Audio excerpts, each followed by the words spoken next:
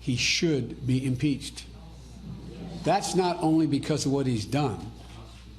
To answer whether he has committed acts of sufficient to warrant impeachment is obvious. But we have to remember that impeachment isn't only about what the president's done. It's about the threat the president poses to the nation if allowed to remain in office. Joining me now is the ranking member on the House Judiciary Committee, Georgia Republican Congressman Doug Collins. And Congressman, as these things go, Donald Trump, right there, the president tweeting right after Biden said that. So let me read that to you. He said, "So pathetic to see sleepy Joe Biden, who, with his son Hunter and to the detriment of the American taxpayer, has ripped off at least 2 countries for millions of dollars, calling for my impeachment, and I did nothing wrong. Joe's failing campaign gave him no other choice." So there we have that, a little bit of news. You, sir, though, are really focused on the process and the law. Where do you think things stand now after the White House put out the letter last night and Nancy Pelosi saying we're not going to accept it?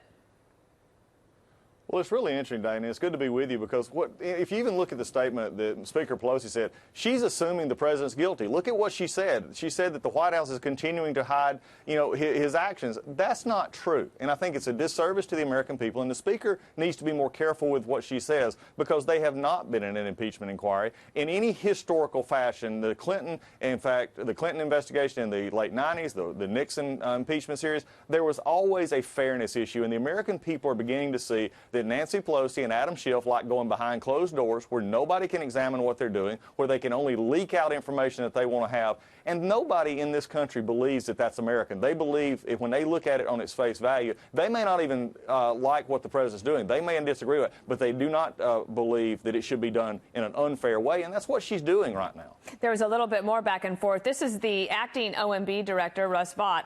He had this to say. Listen. Yesterday's letter speaks for itself. We're not going to be a part of any sham process that's designed to relitigate the last election. When the American people spoke very clearly and soundly in saying that they want President Trump to be their president, and that's now being used to influence the next election.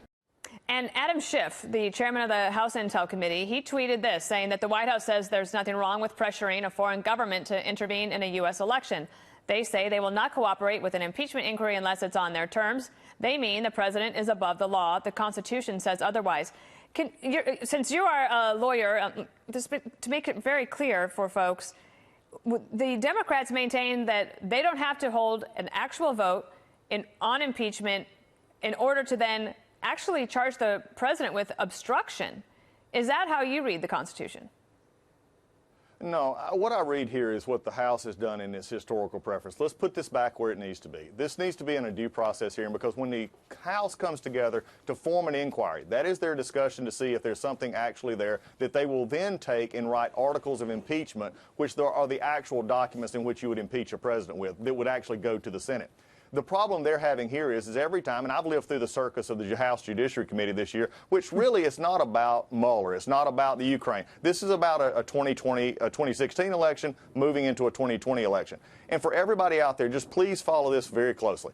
If it's to be fair, the inquiry, just as it was under Clinton, just as it was under Nixon, puts rights and procedures in place where the minority has subpoena rights, where the president and his team actually are able to have input into these processes, and they're not wanting that. Every time they've done an investigation or every time they wanted to have an investigation, it's cleared the president or it's made it show that there is no impeachable offenses. We're there again. This president is a disruptor. This president does things. This president is action-orientated, and they don't like that. And then when he talks about corruption in other countries, he goes after it. They just simply have now found a tool and a solution. Let's don't do it out in public. Let's don't have due process. Let's don't treat the president with fairness. Let's go behind closed doors and let Adam Schiff run his little kangaroo court any way he wants to.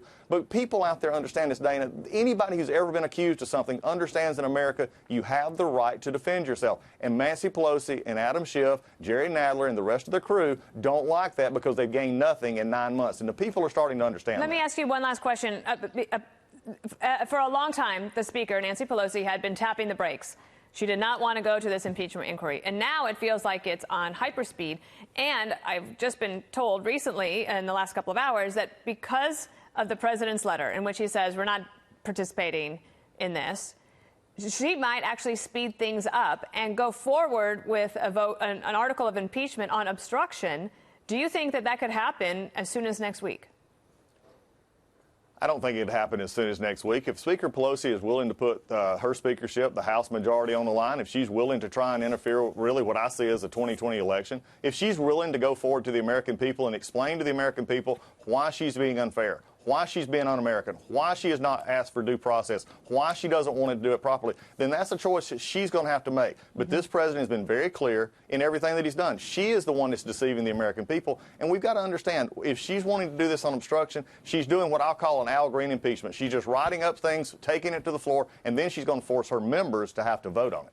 And then we will see what happens from there. Congressman Doug Collins of Georgia, thanks for being with us today. Dana, it's great to be with you. Take care.